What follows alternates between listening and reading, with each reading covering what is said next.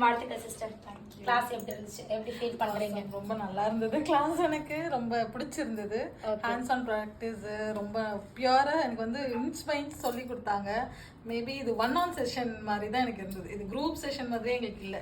கம்மியாக இருந்தாலும் 1-on session மாதிரி ஒவ்வொருத்தருக்கும் ஒவ்வொரு பிளேஸில் நின்று மெஷர்மெண்ட்ஸ்லேருந்து பின்னிங் டெக்னிக்ஸ்லேருந்து எங்களுக்கு ஒருத்தருக்கும் வந்து நின்று ஃபுல்லுன்னு சொல்லி கொடுத்தாங்க.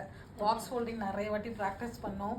ப்ளஸ் எங்கள் பிஸ்னஸ்க்கு இவங்களை பார்த்து பண்ணணும் அப்படின்றது ஒரு மோட்டிவேஷனாக நல்லா பண்ணி கொடுத்தாங்க. ஓகே, ஆல்ரெடி தப்பா எடுத்துக்க தேவையில்ல.